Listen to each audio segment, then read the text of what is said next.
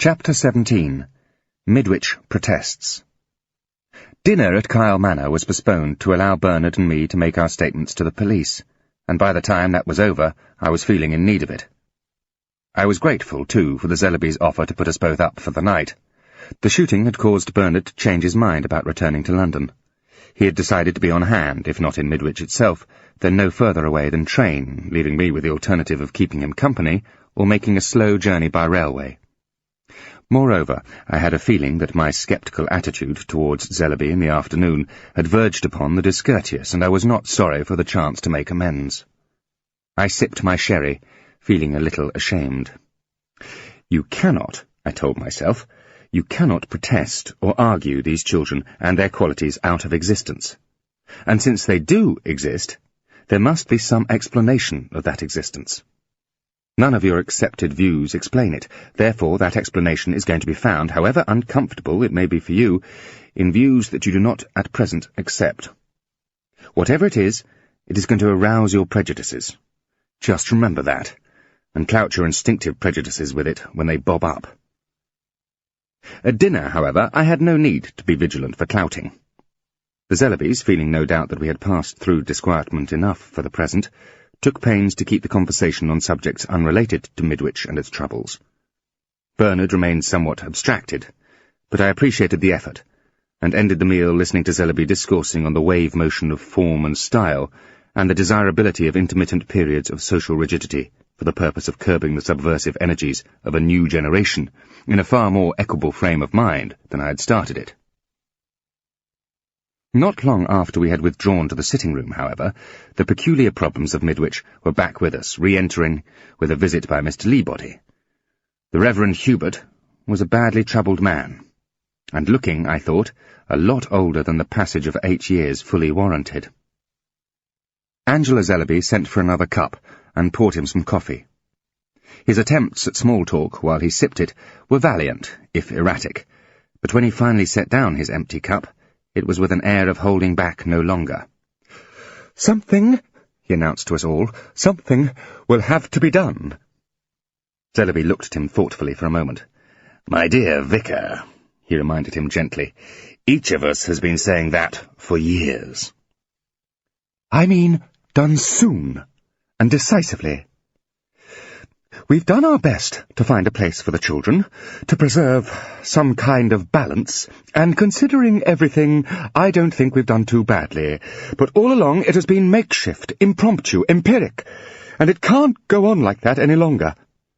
We must have a code which includes the children, some means by which the law can be brought to bear on them, as it does on the rest of us. If the law is seen to be incapable of ensuring that justice is done, it falls into contempt, and men feel there is no resort and no protection but private revenge.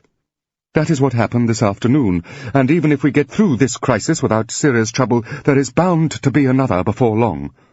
It is useless for the authorities to try to employ the forms of law to produce verdicts which everyone knows to be false.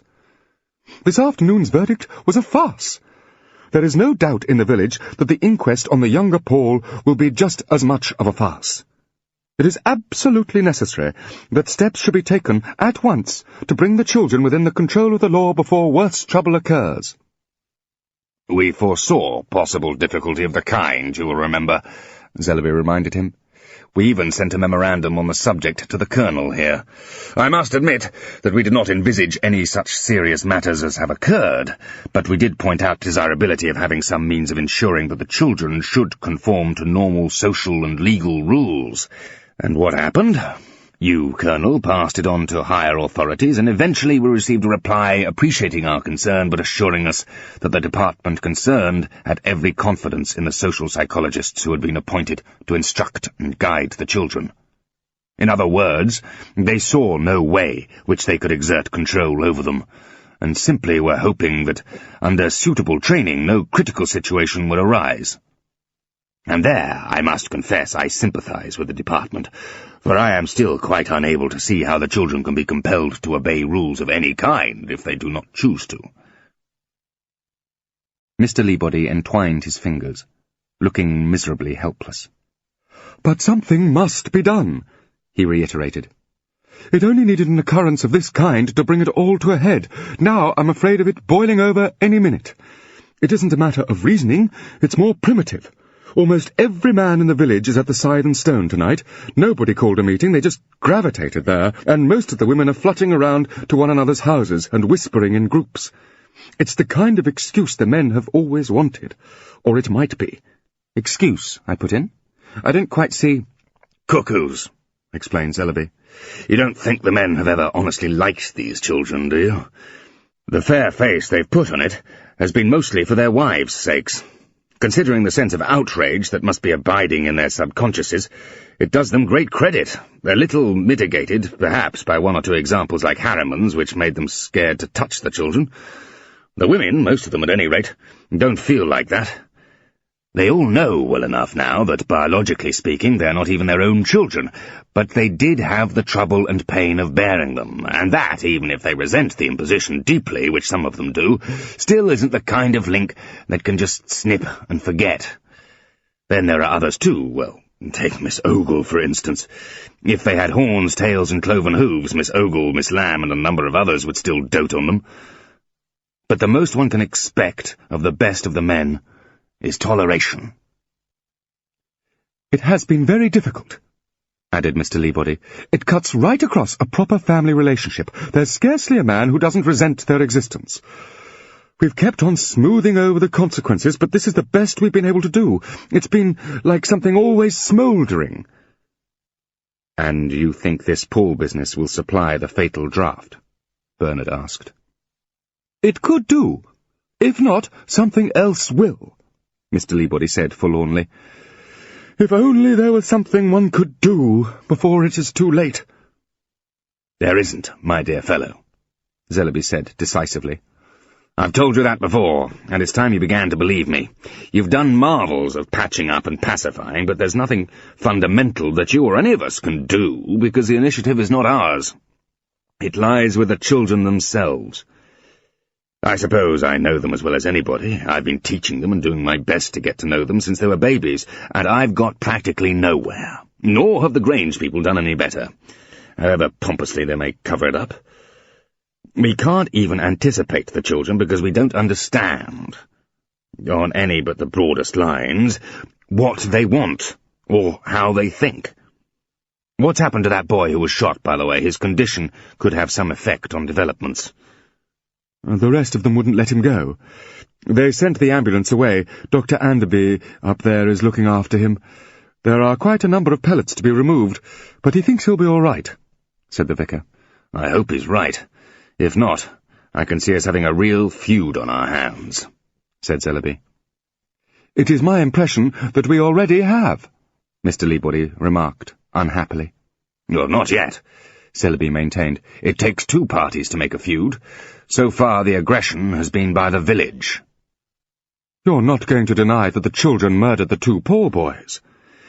No, but it wasn't aggressive. I do have some experience of the children. In the first case, their action was a spontaneous hitting back when one of them was hurt. In the second, too, it was defensive. Don't forget there was a second barrel, loaded and ready to be fired at someone. In both cases the response was over-drastic, I grant that, but in intent it was manslaughter rather than murder. Both times they were the provoked, not the provokers. In fact, the one deliberate attempt at murder was by David Paul. If someone hits you with a car, and you kill him for it, said the vicar, it seems to me to be murder, and that seems to me to be provocation. And to David Paul it was provocation. He waited for the law to administer justice, and the law failed him, so he took the matter into his own hands.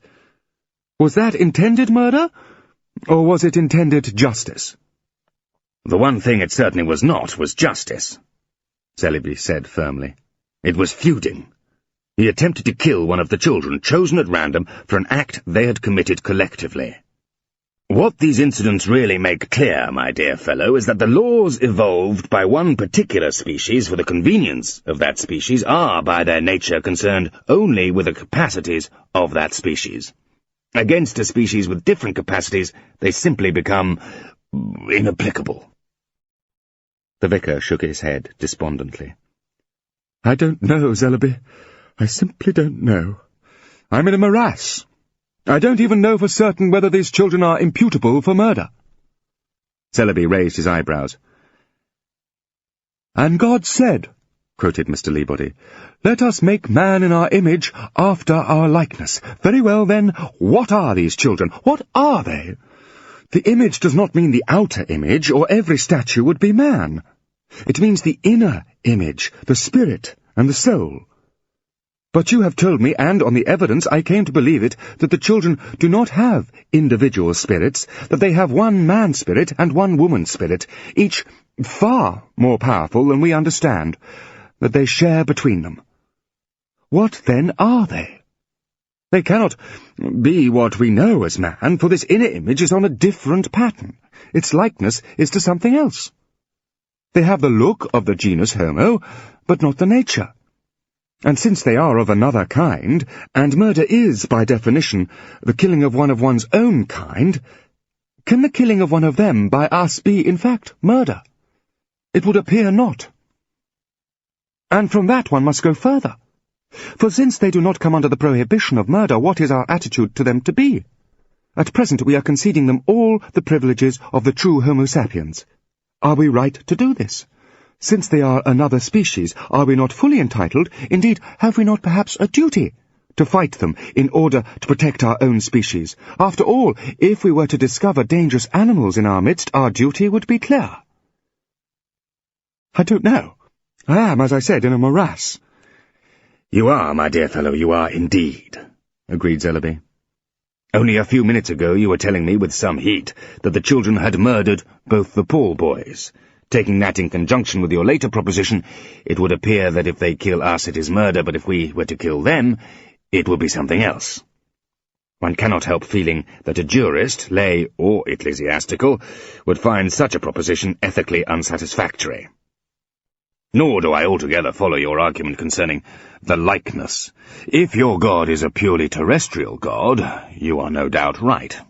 For in spite of one's opposition to the idea, it can no longer be denied that the children have, in some way, been introduced among us from outside.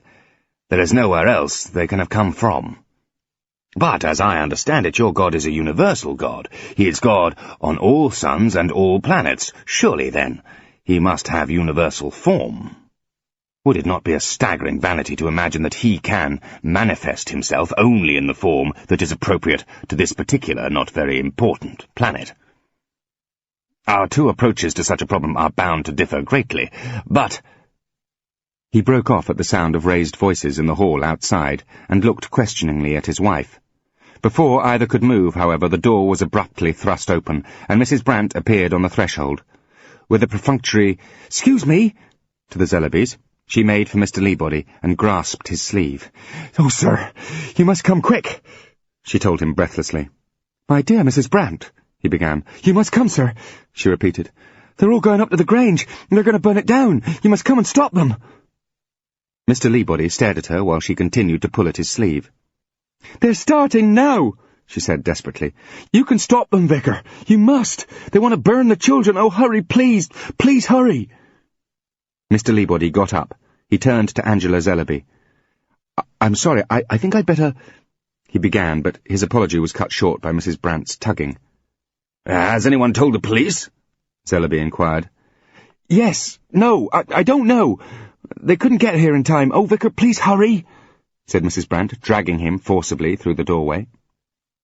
The four of us were left looking at one another. Angela crossed the room swiftly and closed the door. "I'd better go and back him up, I think," said Bernard. "We might all be able to help," agreed Zellaby, turning, and I moved to join them. Angela was standing resolutely with her back to the door. "No," she said decisively. "If you want to do something useful, call the police." "You could do that, my dear, while we go and—" "Gordon," she said in a severe voice, as if reprimanding a child, "stop and think. Colonel Westcott, you would do more harm than good. You are identified with the children's interest." We all stood in front of her, surprised and a little sheepish. "What are you afraid of, Angela?" Zellaby asked. "I don't know. How can I possibly tell? Except that the Colonel might be lynched." "But it will be important," protested Zellaby. We know what the children can do with individuals. I want to see how they handle a crowd. If they run true to form, they'll only have to will the crowd to turn round and go away. It will be most interesting to see whether— "Nonsense," said Angela flatly, with a firmness which made Zellaby blink. "That is not their form, and you know it. If it were, they'd simply have made Jim Paul stop his car, and they'd have made David Paul fire his second barrel into the air. But they didn't. They're never content with repulsing. They always counter-attack." Zellaby blinked again. "You're right, Angela," he said in surprise. "I never thought of that. The reprisal is always too drastic for the occasion." "It is. And however they handle a crowd, I don't want you handled with it. Nor you, Colonel," she added to Bernard. "You're going to be needed to get us out of the trouble you've helped to cause. I'm glad you're here. At least there's someone on the spot who will be listened to." "I might observe, from a distance, perhaps," I suggested meekly. "If you've any sense, you'll stay here out of harm's way." Angela replied bluntly, and turned again to her husband. "Gordon, we're wasting time. Will you ring up train and see whether anyone has told the police there, and ask for ambulances as well?" "Ambulances? Isn't that a bit, premature?" Zellaby protested. "You introduced this true-to-form consideration, but you don't seem to have considered it." Angela replied. "I have. I say ambulances, and if you don't, I will." Zellaby, with the air of a small boy subdued, picked up the telephone. To me, he remarked, "We don't even know. I mean, we've only Mrs. Brandt's word for any of it." "As I recall, Mrs. Brandt, she was one of the reliable pillars," I said. "That's true," he admitted. "Well, I'd better risk it." When he had finished, he returned the telephone thoughtfully to the rest, and regarded it for a moment. He decided to make one more attempt. "Angela, my dear, don't you think that if one were to keep at a discreet distance— after all, I am one of the people the children trust. They're my friends, and—" But Angela cut him short, with unweakened decision. "Gordon, it's no good trying to get round me with that nonsense. You're just inquisitive. You know perfectly well that the children have no friends." Thank you for watching the video. Subscribe to hear more great stories.